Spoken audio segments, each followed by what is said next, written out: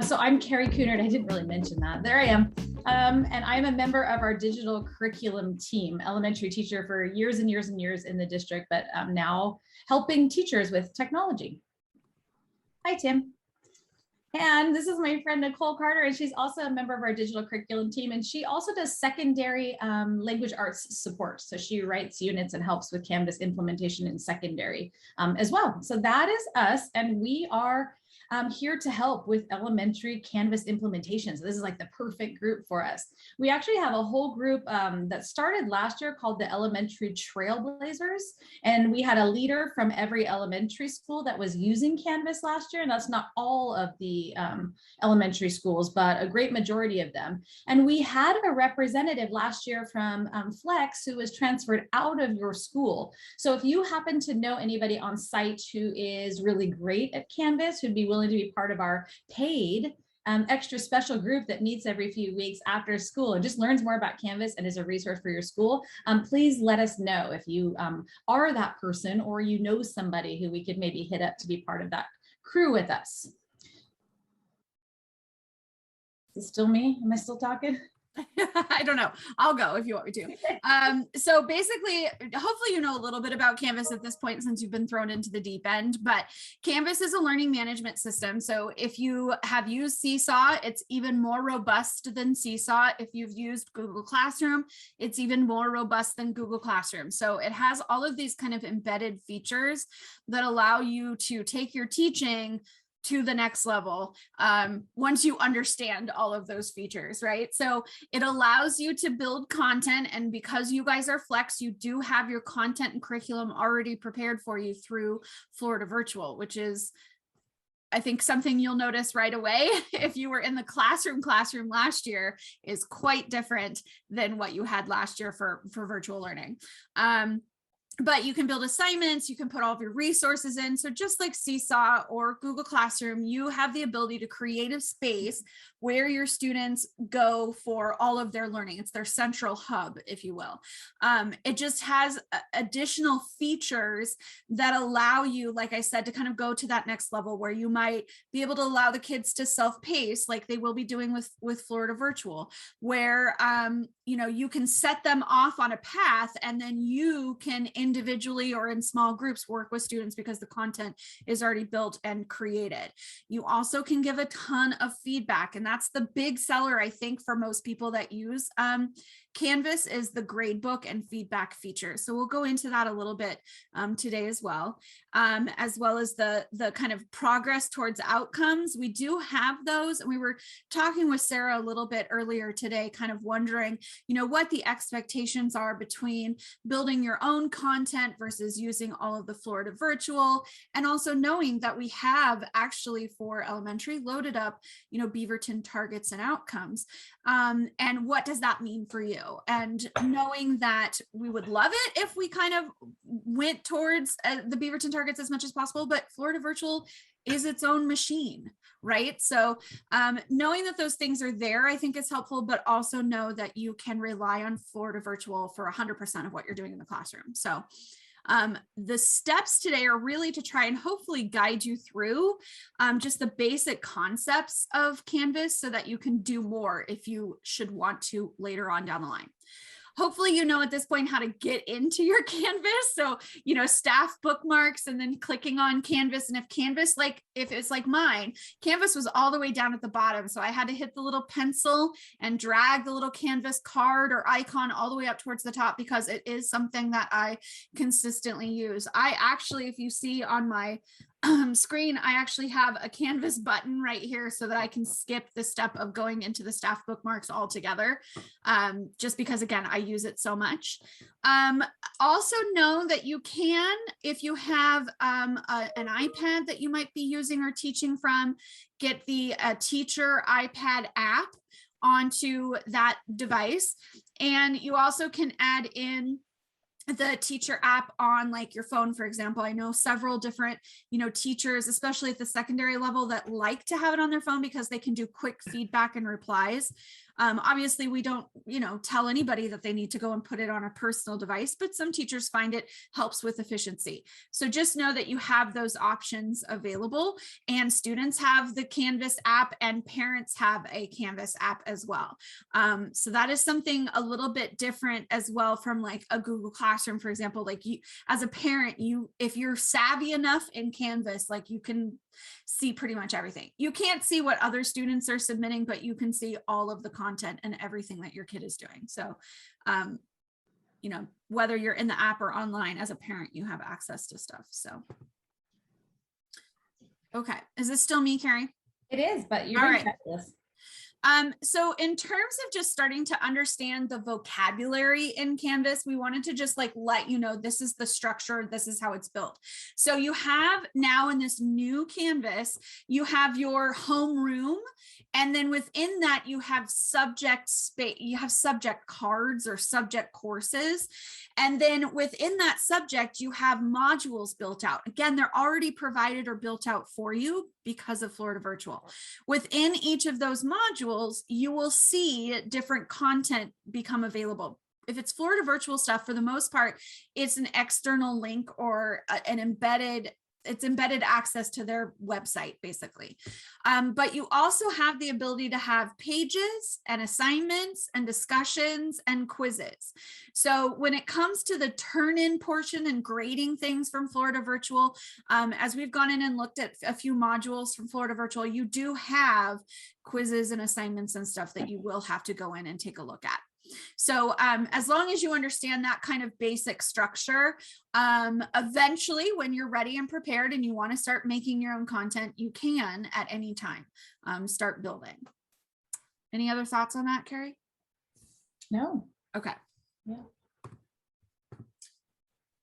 So if you are to start building, there's a couple of things that I always think of when I'm building units in Canvas. I try to ask myself a student user experience. What is it that I need them to do, and how do they interact with the content? If I'm building my own stuff, a lot of the times I'm building things to make it look and function a lot like what your kids see through Florida Virtual, with a lot of buttons forward and back, moving, self-pacing through content. But I ask myself all the time, how do I want the kids to get this information? If they are just reading and getting information and they don't necessarily have to show me what they know, then likely I'll build that out on a page within Canvas. And that's just like building a website page. It's just information, but it doesn't have a turn in, a submission or anything like that. Now, if I want something to be turned in because I want them to show what they know, but they only really need feedback from me, it doesn't benefit them in any way to talk with peers or whatever, then I might use an assignment. So most of what I've seen so far in some of the modules are just assignments and quizzes. So there is a way in assignments, and Carrie and I have talked about this quite a bit, especially for written content. If you have students creating stuff that they would benefit from an elbow partner, a desk partner, a writing partner, you can assign peer reviews in assignments, which could be really helpful. Maybe you don't want students to share with the whole class, but they could share with their individual writing partner. There is a way to do that through assignments. And you can either assign it, or you can do it so that it does it just automatically. And randomly. So it's up to you on how you might do that. We personally really love discussion threads. Now, this might not be something you use in the kinder first grade option. This might be something more for our upper elementary folks and secondary folks, but it is a way to do community pieces where students are interacting together, responding to a prompt and responding to each other. To avoid it being just a written prompt, you want to include very specific instructions in your directions to have them reply to 2 or 3 of their peers or whatever and guide them in that way. But discussions, we think, are one of the most powerful features that Canvas has. And based on the data that we see, most of our teachers are really only doing pages and assignments, and they aren't diving into the wonderfulness that is discussion. So that is something we'd love to see more teachers try. Quizzes is just going to be your kind of formative assessment. It can be summative. You've got quizzes built into your Florida virtual, but that's going to be quick, easy. Some of them can be graded for you. If you do short answer and paragraph form, then you just go in and grade those pieces. But yeah, quizzes are pretty great too. And they've built in a new version of quizzes. It's a little bit more cumbersome to build items, but you can do maybe a few more things with it. Anything to add to that, Carrie? Just to note that like in each of those, well, especially the discussion piece, that they have the ability to record their own video or audio. So even your youngest learners could respond through a video piece, right? To give verbally their answer if that was easier for them. Perfect. Okay. Okay. The next slide here, actually, so Sarah Langton, who is lovely and works for your school, she did a piece for people at the beginning of August on how this new version of Canvas looks different than the previous version. So we have taken her slide deck and we've kind of pulled it apart and said, okay, well, if you had a frame of reference and have used Canvas, that makes beautiful sense. But if you didn't know how Canvas works, there are some additional pieces. So we wanted to give you access to her full slide deck and let you know that we have taken some of them and we'll explain them and model things in more detail. So that is there as a reference for you. And the next slide here is about your homeroom. So different than previous Canvas, you're going to have this beautiful little homeroom space where your students are going to open up to every single day. They're going to see this same beautiful little screen here. They're going to have this little announcement portion at the top of their screen. And after speaking with Sarah and Paul, we've heard that the expectation is, the hope is that there is a daily message there for your students. So when they open up the Canvas, it is, hey, it's Monday, right? It is very timely, and it is just a welcome message to the kids for that day. They've asked that there is a video there, ideally, especially in this virtual space. Just literally seeing somebody's face is so much more engaging and humanizing than a bunch of text. So they're asking, hopefully there is a video of you posted there daily, and there are typed words if that's appropriate for your grade level. Welcome to Monday, put the date. Here are the main things that we want to make sure to accomplish today. That is going to be front and center on your home page. Now, they have asked that this home page stay nice and consistent amongst your school, this announcement piece, that it is not like cluttered up with a bunch of other things. There are other spaces in which we can do more creative things, throw in Bitmoji classrooms, or you add your own personal touch, and we will definitely show you where you can do that. But they're hoping that as parents look from student to student amongst Flex, that they have a consistent daily message that goes up there for them. I'm going to go ahead and share my screen real quick. I see Wendy has a question. Let me show this, Wendy, and then we will hop to your question. Okay, here is my screen. And here is my little homepage. And you're gonna have to excuse, I wish I could learn, if I could learn how to make these horrible still images not so horrible, I think I might be a millionaire, because teachers would pay me big, big money in your video to pick a fabulous photo of you. So here's my little demo here. You have the ability to go ahead and just literally touch the little pencil there. The very first time that you do it, it prompts you to create one. You would create an announcement. Maybe it just says Monday. Maybe it says today's date, announcement for today's date. You have what is referred to as the rich content editor. And essentially that's a fancy way of saying all these tools. So all of these tools are consistent in Canvas, regardless of if you're creating a page or an assignment or a discussion or a quiz. You have these same little buttons up here. So once you learn to, like, oh, here's where I insert, oh, here's how I add a link, here's how I put a picture. Once you learn what all of those buttons are, then the nice part is it doesn't change in Canvas. So you can play around with these buttons and it will be universal. So they're wanting you to have text. So here we go. I would just type in the text right in there, just as easy as that. You have all your text tools up here so that you could change the font and make it fancy and whatever you wanted to do there. They've also asked that you have a video. So in order to add a lovely video, you have this little button right here that looks like music there. It's the record and upload media. And if you hover over any of these, they'll tell you what they are if you're patient enough to wait for that. So when I click on that, I can either upload a video that I already have recorded to my computer. So if I've decided to do it in Screencastify, or I did it and I had it on my YouTube channel, if I had the video in some other form, I could go ahead and put it from my computer here. I'm going to go ahead and just go simple. I don't want to mess with any of those steps. You would just simply touch record, and here I am. It gives me, I have my microphone set, my webcam, I can go ahead and just start recording. It counts down 3, 2, 1, and I would leave a lovely welcoming, welcome everybody, it's Wednesday, or what is it, Thursday, it's Thursday, and here's what's happening today, and here are the big things you're gonna need to know, and I'm smiling, and I'm engaging, and I am welcoming the kids, and I hit finish. See, why does it pick the worst picture? Oh my gosh. I don't know if it does the first thing you do. I need to practice that and like smile like ridiculously at the beginning. Every time it picks the worst. Do I look like that also? Okay, I'm over it. But that is my lovely little welcome message to the kids right there. And there it is twice. I just happen to have 2 videos stuck in there. Oh, they're both charming, charming. I could attach something to it if I wanted to. You have the option to delay it. I haven't played with that yet, but I assume I could decide that I want it not to go live to the kids until a certain point in time, so they can't see that lovely welcome message. But it is as simple as saving that bad boy right there.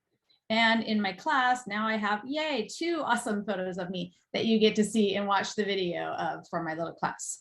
So that is how to simply, super simply, not needing to use any other external anything. You can simply use the recording tool right in there, record my face. Hi kids, here's the deal. This is what's happening, and send that off to my class. Now we have been playing with these announcements, Nicole and I, earlier today, and trying to figure out the workflow. I was thinking initially it worked like a Facebook feed, right? Like once I do one announcement, it moves down and it replaces with the announcement above it. So I tried simply replacing this, and it literally deleted the previous announcement that I had.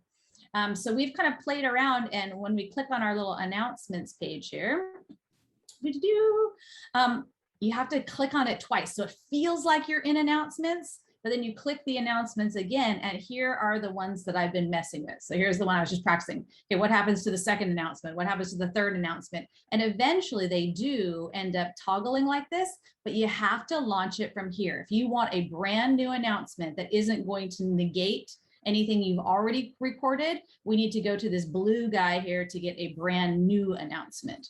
It's kind of misleading because when you're in the homeroom, there's a little pencil right next to your announcement that you just did. And it's like, oh, I just hit the pencil and I can, just go from here. But as Carrie's saying, if you hit the pencil, you're editing that current announcement, and then you won't have an archive of all of your daily announcements. So if I go, so I just did one from here that said, okay, this dude is brand new. And if I go back to my home page, and we were talking about teaching the kinders or the littles, right? We always go back to home. Like that's a nice safe place. We go back to the home. Home is where it's going to get you to all of your things. And now those lovely videos of me are gone, and it is that newest message. So the most current message is the one that it will put up at the top. So to get to that, if I was a kid and I needed to get to that message or to see the other messages, don't they just have to click where it says new? I thought they were clicking. They click there, but here's the tricky part. Like they feel like they're in the announcements, but they actually have to click announcements again to get like to the archive of the announcements, which is not intuitive at all. So Nicole's going to show you in a little bit later. We were playing around with the idea of putting a button for kids to click, like previous announcements or old announcements, if they were absent or something and they needed to access yesterday's awesome video of me. Finding an easier way to do that, because clicking announcements twice isn't intuitive for me to do. You could certainly train them to do that, but and I believe that we were told that these stay here for 2 weeks. The messages that are here. So that should be adequate time, I would think, for the majority of students. If you missed a day, you could go back and see the video from previous days. So can you do one more time just for Abigail, and just for the recording too? Yep. Like how do we do that from the get-go, from homeroom? So back in my homeroom, if I want to, I'm going to click anywhere on here. So I can click, I believe I can click this dude too. Yeah, I think so too. It takes me, oh, you took me right there. Okay, whoa, I'm going back, doing it again. If I want to see today's message, I can click right here. This would be today's new message. When I click there, it only shows me today's message. It doesn't show me the archive of them. So I need to click announcements again to go to like the next level, like the historic portion. But I'm going to go back to home and see if I teach my kids to touch instead the top word here that would say your class name. It looks as if you go immediately there. So maybe that's just an easier keystroke to have them do. The most current message will always be at the top. And again, that's if they need to go to the archive of messages. If they just need to see today's message, boom, it's right there, nice and easy. If they just want to watch today's video and they're good to go. It's if they're, for some reason, need to access previous messages, it's a little bit of a workaround in order to do that. Carrie, mine looks different from yours. I have a homeroom card that I have to click to open my homeroom. Yeah, Does everybody else have a homeroom card? Yeah, I think they have to go to their homeroom to see the message. Oh. That's good to know. And then there's a way to link your old messages and put it under, not that I know how to do it. I just That's okay. Under No. resources. We were actually looking at that if you went to the old messages, which I'll go to by clicking here, and you copy this URL right here that it creates for you up at the top. So if I just copy that with my Command C copy, we were playing around with that, like finding an easier way. And one of the things that Nicole and I did was in their resources, we just created a button. So we created a button right here that said announcements. Or you could have a visual button, you could have an image or something. So when they click there, then it goes to that announcements place. So it wasn't as tricky to navigate for kids. And again, whatever that icon is, you could create that for them. So we created that. We just got an image. We just picked an image and we linked it to there. So when we edit it, and I went down and I found that little button right there. My gosh, I'm all over the place. I was trying to click it and it did more than click it. Okay, I'm going to go in again. I'm going to go back to my cute little resources. I'm going to go over here and I'm editing it whenever I touch the pencil. It should take me to that awesome, there, I have to hit it again. There we go. Now I'm editing. Aha, there's that rich content editor that we like, that comfortable screen. Now, this was just a picture. We just literally made this in a Google slide. We did a text box. We wrote the words daily announcements and we took a screenshot of it, and we can show you how to do that if you'd like. And all we did was we took that pretty little picture and we added the link, and we made that link the one I just copied from that previous menu. So I just paste that in there and then I hit done. And now that cute little button is a button to take me to the previous announcements. So that's kind of a little bit of an inconvenient workaround, but a way to help kids find their way.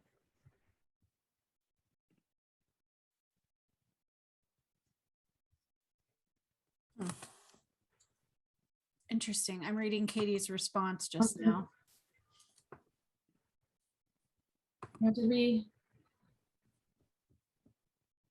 get Wendy's question? No, Wendy, did we answer your question, Wendy? No. And if you want to defer me to the end of the meeting to answer this question, totally fine. So I'm having a hard time wrapping my head around this whole homeroom thing. Last year, we made our homeroom our language arts course, and I was able to add, like, when the kids went there, they were able to see my bio. They were able to see all these resources that I had linked. So they were able to go to one place and access Dreambox and Epic and Sora and all of these things, right? So I was hoping that homeroom was going to be like that, but I cannot figure out how to edit my resources in there. I have my bio on my announcements, but then it's going to go away. So if you can answer that now, that would be great. But if you need to defer me till the end, that's totally fine too, because others maybe can help me with that too. Well, from what I can understand, Wendy, that the whole point of the homeroom is for it to be less clicks for the students. And ultimately, I think to not have to mess with as a teacher, linking buttons and things to your different alternative courses that you did like last year, where you had a homeroom class, but then you also had language arts and you had science and you had social studies and you were doing that linking. I think that the new version is trying to be less clicks for the students and then also less work for you, but it does kind of eliminate that like homepage landing that you're kind of talking about. And it seems like they're kind of stressing from Flex that really the only thing they want on that main home screen announcement is your daily, video announcements. So I think you're going to have to kind of compartmentalize the resources that you were thinking about will need to be on the important info or the resources. And it's interesting that language kind of switches depending on where you're at. The important info seems to be the one that comes up when you're in the homeroom main room card, but then it's called resources in all of your subject areas. So your links for Dreambox is going to go into the resources of the math subject card. Your link for Sora would go into the resources for your reading subject card. And that being said, I can't figure out how to add a resource. Do I go through the navigation instead? Yeah. So okay. So and I'm showing on my resources, I'm showing 30 plus dream boxes. Yeah, that's interesting. Okay. So I'm in my like homeroom card section before I've clicked on any of my subjects areas. So in here, if I were to click into resources, this is where, Carrie put in a Bitmoji screen. We've got the Dreambox here. We did that little daily announcement section. But you go into resources and you look for this little pencil edit button. And then it should get you into the rich content editor that you know and love. And then you should be able to add any of the content like you normally would. So see, again, you have to click a second time to edit. So, okay. Let's say that I want to put like Epic on here, then would I just go in? You went to edit, but I don't see the rich content. I know it's taking a while to load for some reason. Okay. Okay. It's coming. I swear it's doing some things here. There we go. There we go. So okay. now you've got that rich content editor and it's the screen like, and so that Dreambox link is just in fact an image with a link like you've done before. I don't know why there would be 30 of them there. I would go in and delete those and refresh the screen a couple of times. But this is where I would put, your generic non-content stuff would go in the homeroom resources section. But then again, you know what? You might not, maybe your students come back and say, yeah, I never go into the reading resource page. I just go into the homeroom resource page. You might need to try it in a couple of different spaces and then see where they land the most. And maybe you stack the deck and you put it all here in the homeroom resource. I don't know. We don't know yet. Right. Yeah. Yeah. And also it was really advantageous because if we got new students, they could just go to our homeroom with like our bio page and learn about us. Like I kept that up all year. Yeah. So if we got new students, I could say, go to our homepage, read all about this. I could give directions and all this stuff. It just seems like a lot of more buttons to click and it's so embedded that it's not going to be so user-friendly for kids. I think it's not as user-friendly for us as the teacher, but I think for the kids, if your direct instruction for them to find, you're all about the teacher is simply, you're in your homeroom class, click on resources and it's there. That's just one button to push really for them. For us, it seems like we're clicking a couple of times to get in there. I think we're definitely being put out a little bit more than the student interface for sure. Thank you for answering that for me. Yeah. So we kind of wanted to go through and talk a little bit about that homeroom piece, which I think we kind of covered a little bit, answering Wendy's question. I don't know what your thoughts are, Carrie, with this piece. Yeah, I think so. Okay. I know that I go don't know ahead. if we want to address the LTI apps. That could be where random things are showing up. That could be. Okay, so I don't think I changed anything. I've seen the LTI show up. Was that in the resources? So I know that maybe it's when you're in your reading course, Yeah. Nicole. Yeah. I know that at the bottom, Sarah, we're not really in your school, so we had to kind of like create all of these different courses to try and emulate as much as we could. So when she created this reading course, your name and contact information, I believe, was brought to the bottom, like who the teachers are in this class. I think on that home page. Okay, so there we go. So there's an application that's been turned on. So on the home page, it will automatically have your contact information, not likely the warm, fuzzy, like actual information about you that you'd like them to have that you can add. But I think it has your contact information at the very bottom. Can you scroll down there, Nicole? Does it? No. Oh, perfect. Okay. So when you click on resources on that page, it looks as if there are different LTI applications that can be added for you. So they're like universals, right? You don't have to create a button for it. The whole district can add a Dreambox, right? Or Epic or things like that that are universal. And that can be turned on. And that would be down in the settings. Oh, it is. It's not here. Let's see. Yeah. I had to click twice to get in there. I know. I don't know why it takes twice to edit. Yeah. So once you're inside one of your subject area cards, you have this whole settings menu. Again, not from your homeroom. This is when you're in one of your subject areas. You have some like parental controls you can mess around with in the settings department. Oh my goodness. This one, you mean? Yeah. I assume that's what they're referring to when they've added Dreambox and things from there. Yeah. But you could add like your Canva. Mm-hmm. Yeah. So up at the top of that menu, you'll notice that Nicole had a number of options there that she can like personalize. Over on the left, she has course details. And under course details, that's where she inserted a different image if she wanted the course card, like the little image that's on the button. If you wanted that to look different or be more visual or appropriate for your students, she just did that right on those little 3 dots to the right of the word. She can change the top one is that little card. So she could upload a different image if she'd rather have something different, visual. And the other one is the banner that went across the very top where it said reading at the top of her reading card. And you can personalize the images that are there for your students as well. I was just going to go back in and show you. Let's see.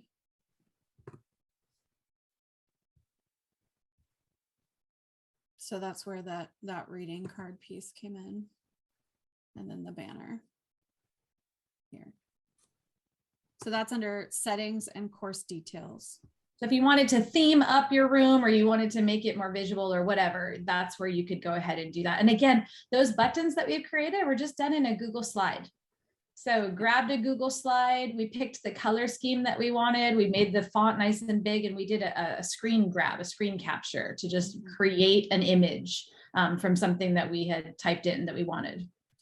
And for the most part, the left-hand navigation that is over here on Canvas has been removed from the student's view for the most part. But since we're here, I'll go ahead and point it out. You can go into this navigation section and potentially, these are the only ones that the students are seeing in this course right now. But if there was a button already made for, you know, formative or something, and you wanted the kids to use that, you could drag and drop and bring it up to what they could see. But for the most part, those navigation buttons aren't necessarily visible for the students. Something new in the Canvas as well as this schedule option. They're not quite sure yet how to make those colors come up. unless that is more to do with the students setting the color codes. So for example, one thing you could tell the students that they can do is they can kind of, at least I thought they did. Maybe they can't. Never mind, that's an old feature. Changing the color on the card. I guess you can't do that in the new one. Never mind. They can't figure out how to change the colors on the schedule over here yet. And we're going to talk a little bit more about this, but these little icons are pretty normal throughout all of Canvas. So this little icon with a pencil is an assignment. The speech bubbles are discussions, and the rocket is all of the quizzes. So if the students start to recognize those icons, they can quickly see what is coming up or what's on their schedule. And you can, as well, as you're kind of looking through the modules from Florida Virtual. That's what I do, is I quickly look through all the icons just to see what's happening. From your perspective, I don't know that you'll ever really use that schedule button. In terms of the grades, I think it's interesting that you have this grade option, but then you also now have the to-do box, which give yourself a month, and the to-do might be something you avoid altogether, because I would think it would just stress me out, because I'll show you, mine shows me all of the things I have to currently grade. And I feel like that could be a little bit overwhelming. So I did want to jump into and start talking a little bit about the grade book for each of your subject areas and what, it looks like to provide feedback. If I am in a course and I'm looking at, like I've mentioned, the modules from Florida Virtual, the icons are coming over here, and I can see that all of this stuff from Florida Virtual in this first unit is just an external link. That's what this little chain link graphic or icon is, meaning that it's just the embedded piece from Florida Virtual. There's nothing that actually has to be graded or turned in through Canvas on that piece. But the second piece in the module here is a quiz. So I would probably want to go in there and take a look and see what questions there are, what I might have to give feedback on versus what will be automatically graded in the quiz itself. Here's another quiz. So it looks like almost every other space there's a quiz, and then this is an assignment.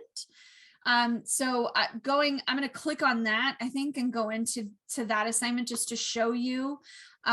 Once you're in there, to get to SpeedGrader and to see your assignments for each individual one, you can either click on that to do and go into the assignment from there, because it's showing you have stuff to grade in that to do section. You can click in modules and find it through the individual piece and click on SpeedGrader, which I think I have open already in another tab. So once you're in there, the student submission will show in this large plane on the left-hand side. And then you have the ability to assign, number grades on the left or right-hand side. You can add text comments, but you also have the ability to record your face or just audio if that would be better for you. So if you've got littles and they're not gonna be able to read typed responses, then go ahead and use the recording feature to provide that feedback. You've got forward and back buttons, or you can use the drop down arrow to go through all of the submissions for all of your students. You also kind of have over here the ability to hide any of the ones that you've already graded. So the going through is faster for you. And there's a couple of other options as well, like you could hide their names. If you didn't want to know whose was whose as you were grading, you can hide their names too. So that's kind of just right here over in the side is just your feedback loop for the students and your different options. But then once you go into the grade book, every single assignment will have a column. All of your students will be, it's just like in Synergy. You can change the view or arrange on a couple of different ways, due dates, file name, grade, the students change, you can change the students. You also, when you start creating your own assignments, you can start adding assignment groups. So for instance, if you created, let's say you created a module for choice reading, I don't know, like the 40 book challenge or something. You could create a module called the 40 book challenge, and any of the assignments or turn-ins could be given the assignment group 40 book challenge. And then under filter, you could go to assignment groups and just look at those assignments. So the assignment groups can actually be really helpful, especially if you're grading with targets in mind too. So even if you're not using targets and outcomes that we do have embedded in Canvas, if you know that an assignment you are creating is based on a specific target, you could make an assignment group for that. And then when you go in to look at your speed grader, you could filter that view down and make your processing to Synergy that much faster and easier. Just by changing that filter view. You also have the ability to add this column called notes, which I think is a good one. You can make it bigger and wider, but this gives you a space. Students can't see it. It's just for you, but a space for you to leave notes on students. You know, Timmy told me yesterday he got a new cat. I might put that in there so that I ask him about how his cat's doing a couple of days from now. You know, whatever. Just turning that note feature on just gives you a space to remind yourself of what's going on in class. Okay. Is there anything else in that section, Carrie? Can we go back to that module view? Because I know when I first look at that, and I know that you have like the whole year of content already thrown into your modules, which to me would be really overwhelming. There's a little caret there that just to the left where you can hide them, just kind of to collapse them so you don't have to see that all, because that would stress me out seeing all that content. So you can just close those and only see, right, like the current module that you're working on. So you don't have to have all of that. And over to the right there, you'll see that little green icon that Nicole has. That's whether or not it is published for students to see or it's not published. So if it is green, your students will be able to access it. And if it is not, they won't be able to see that assignment yet. So there are some things like obviously the teacher guide at the top, that's not anything that needs to be student facing. So that should be not published, right? Takes yes, and students move through the content from top to bottom. So if you don't have this entire module published, but the one below it is, if they're clicking their forward and back buttons, they could skip an entire module and move to the next module because you didn't publish that one. And Nicole, if you unpublish at the top gray bar, does it unpublish all the content for that entire module? Yes, it does. Okay, so you can just focus on the gray parts. Or just I thought unpublish. It did. Maybe it doesn't. This one didn't. Yeah. It does. I do know that if you have it unpublished, if they're all unpublished right away, if you click that green one, it publishes them all at the same time. So I wonder why it wouldn't do it at the other. I wonder why it wouldn't. I do know that obviously they have access to the Florida virtual content that isn't restricted. Like once they get into that, they can bebop around in there, but it's the Canvas part that you necessarily want that assignment opened until a certain portion, right? That you don't want them to be able to submit yet or see that yet. Yeah, so if you're in this module and you have all of your Florida virtual material there provided for you, if you wanted to add something in there, there's a little plus sign to the right of every single one of your modules. So if you decide you want to add something, you touch the plus sign and it's going to say, what do you want to add? So do you want to add, you have options. You can add an assignment, you can add a quiz, a file, a page, a discussion. A text header is just simply on your end, a way to organize if you wanted to put things like by week or something. An external URL, I don't use that very often, or external tool. It's usually the upper half or the things that you're potentially adding. So you want to give your kids some more information. You want to provide them a bunch of links. You're going to put a page in there, right? And say, okay, for this next unit, here are some of the links that we're going to be using or some of the places we'll be going. You want to give them assignments. You want them to turn something into you. So you say, I'm going to add that assignment up at the very top. I always felt like this wasn't very intuitive. So you set an assignment right there. You have to create the assignment. So I want a new assignment. I'm going to touch create it. You give it a name, whatever that is, test assignment. And then you can choose whether it is indented. Some people tend to like to use it like an outline where things are indented in, but you certainly don't have to do that. You can do it up to however many levels. So when you add that, it automatically goes to the very bottom. So you'll see that went to the bottom of her module. She can grab that on the left and she can slide it up to where she wants it to be. And again, they go in sequential order. So if the kids are using the arrows on the bottom, this test assignment is going to happen right after lesson 2 on navigation. That's where it will happen in their arrow sequence. When they touch the arrow, now that's the next thing that comes up. And right now, she currently has it unpublished, so kids can't see it yet. So we could be building in there all we want, adding images, doing whatever. Kids aren't able to see it. So when Nicole clicks just on the name that says test assignment, it's just like we've always seen, where she's going to have the edit button, and it's that same rich content editor. Okay, so she's going to put her prompt up there or her image up there. You can put a YouTube video up there. I want you to watch this video and then tell me whatever. So you have all kinds of choices in here. She can right there. She's showing you how to add a YouTube video. You can search for the video title. Oh, I knew it. Taylor Swift. Yes.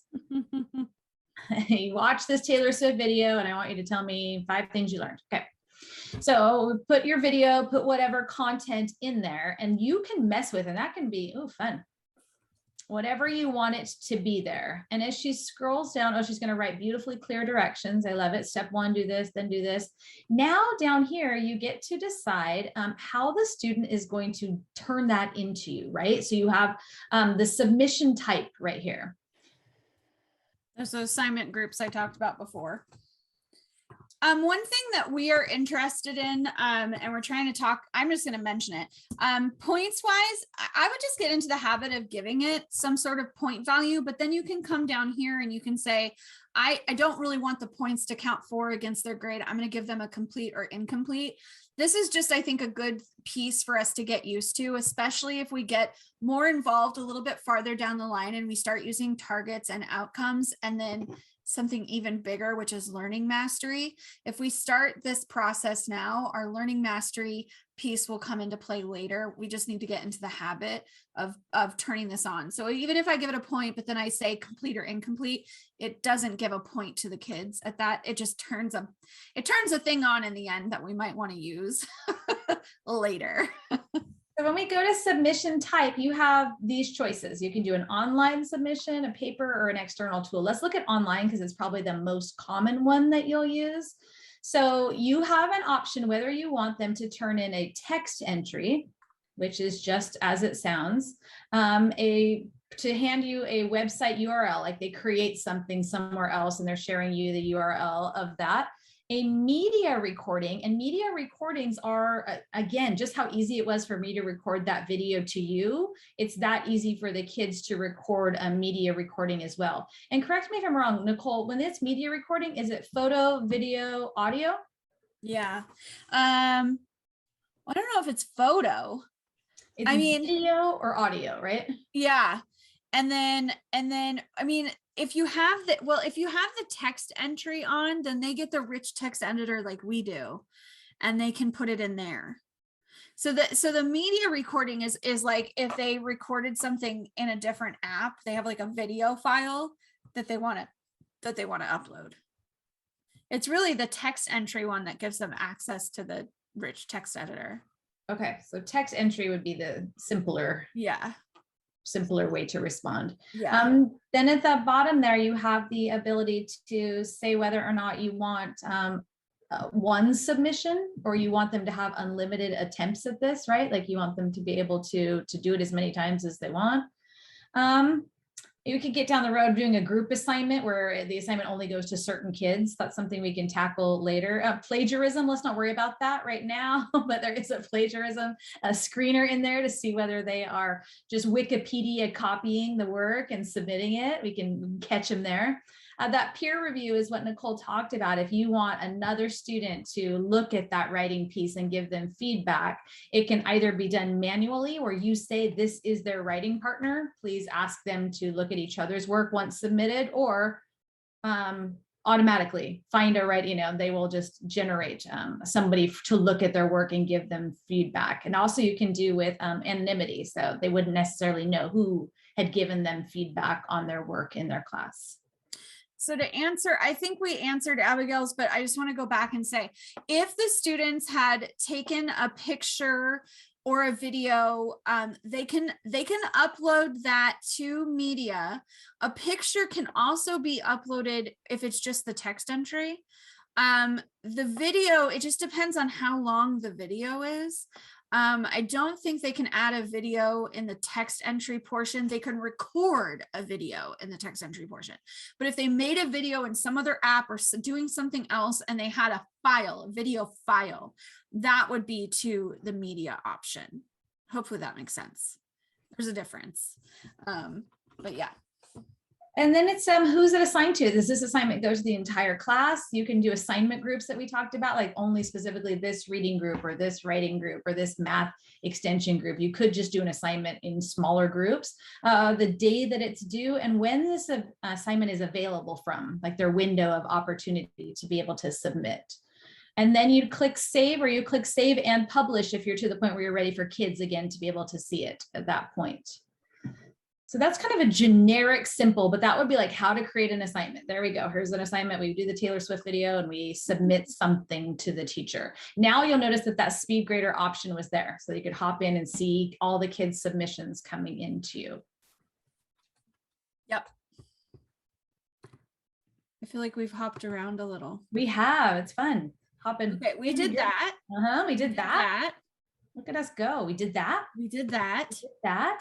Okay. So yeah, just to reiterate again, as you're building modules, you have these different icons. You can kind of see where we've used some text headers.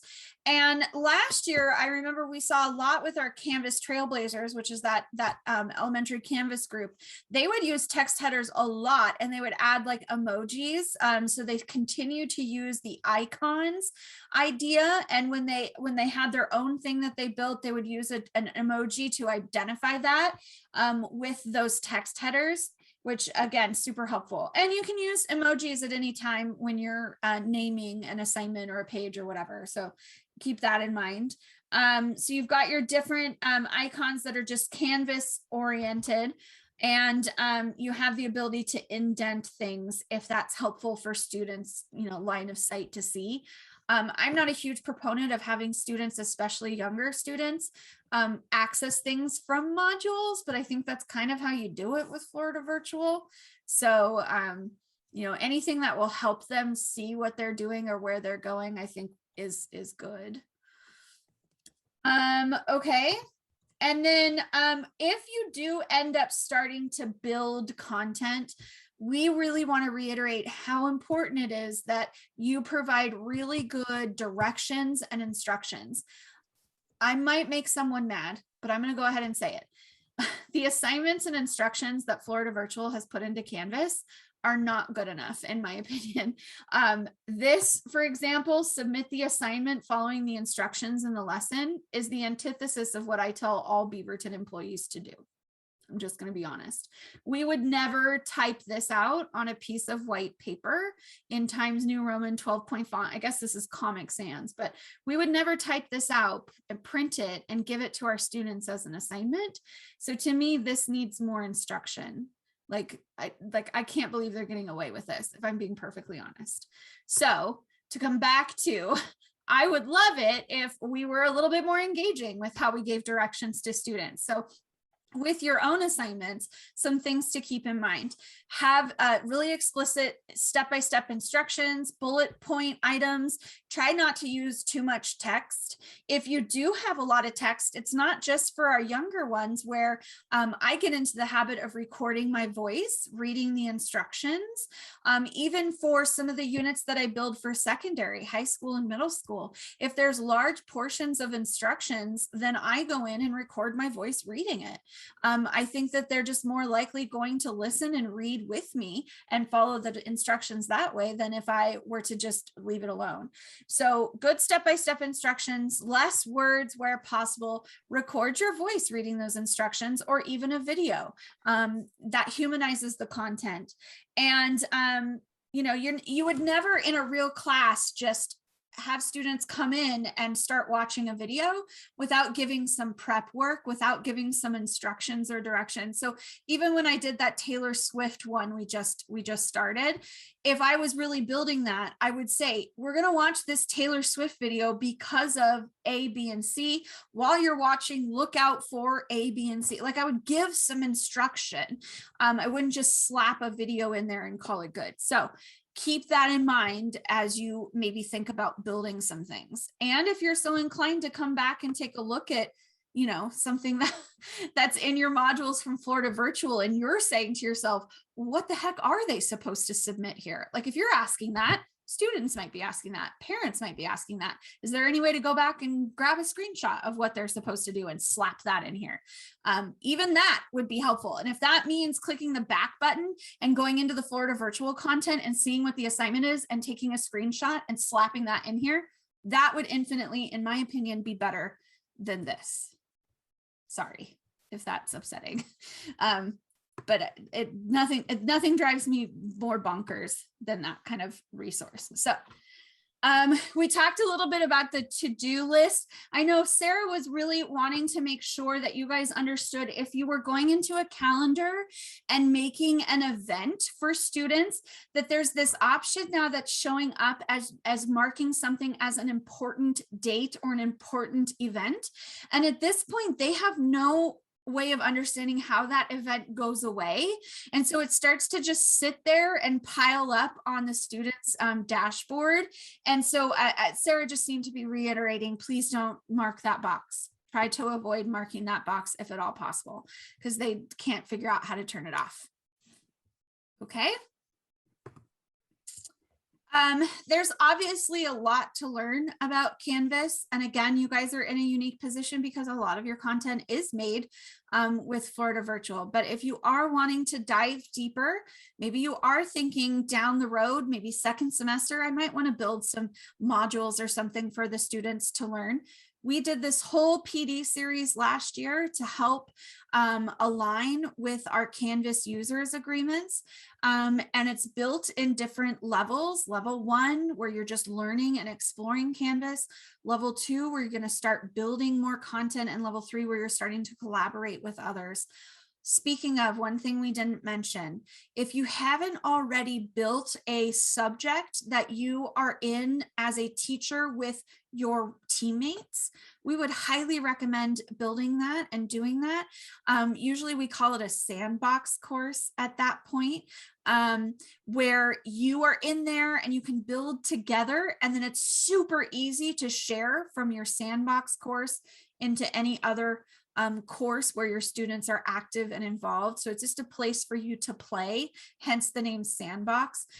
So you're just in there playing around, creating and building things without your students being able to see it and mess with it or bug them with it.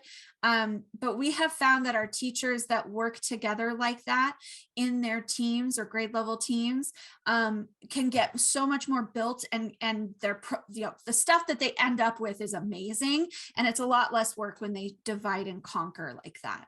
So just wanted to reiterate that being in a group or team course like that where you can build together makes things a lot easier. Nicole, do you mind hopping into just a Canvas and showing the commons? Yeah, sure. Okay, so when you look at your global navigation over here on the side, it says Commons. And this is just a repository, just like Seesaw had, where you can submit anything to the Commons for people to be able to access or to use. So you can search by title if you're wanting to build, you know, a module for the 40 book challenge. Maybe you search here in the Commons first and see if someone's already built it. So you can search by keyword. You can also, I love to search by most downloaded, because I guess in my head, I'm like, okay, well, if it's been downloaded a lot, then that means it's a good resource. That's not always the case, but I sometimes like to look at that. You also can search by type. So if you're looking for a full unit, you might search by module, or if you're looking for individual assignments, you can click that. You can also look by grade level. And then you can also look specific to, like, for instance, sometimes I share only to Beaverton if it's like a units of study thing that we, can't share out to the world at large because of copyrighted material. So knowing that that's there as well. And you can also at any time, search by someone's name. So Nicole, like I share and Carrie shares all the time units that we have built. So if you type in my name, for example, you'll be able to find any of the units that I have built and shared out.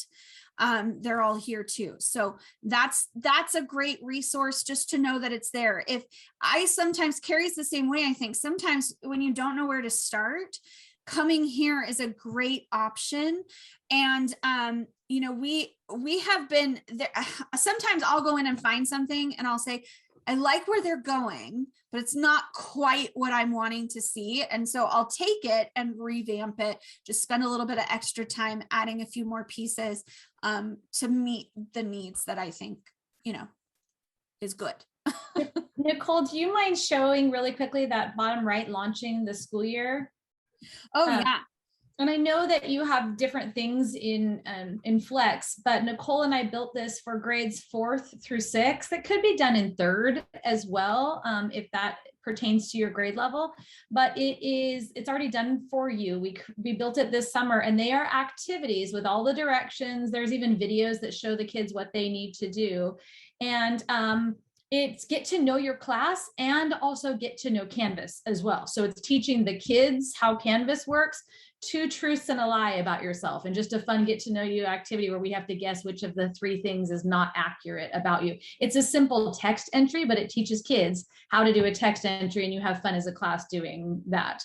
Your name story, where they tell you about how they learned their name after reading a book about learning their name. So they have to give an audio, video feedback to tell about how they got their name. So you actually hear their name pronounced correctly by them. And anyway, them learning the tools. So there are lessons there, and they could be modified for younger grades as well. If you look at the submission type, but I wanted to let you know that unit is there. So if you loved this unit and you're like, oh, I really want to do this unit, thank you for getting it all ready for me. You'll notice over there on the right, we have a discussion, right? So they talk about being a good friend and what that means. And anyway, it's modeling all of the different Canvas tools and get to know you kinds of activities, and a number from Goldie Muhammad's book as well. So it's trying to make your life easier there. But over on the right-hand side, you'll notice that she has the ability to import that.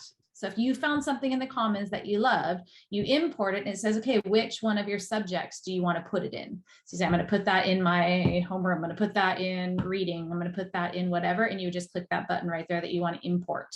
And it's going to move that whole thing in there, whether it's a module or an assignment or whatever, it will move it in that space. And then it's your copy that you can edit away. I don't like this one. I'll delete this one. I'm going to make this one different. I'm going to change the directions. I'm going to whatever. It's your own personal copy that you can manipulate.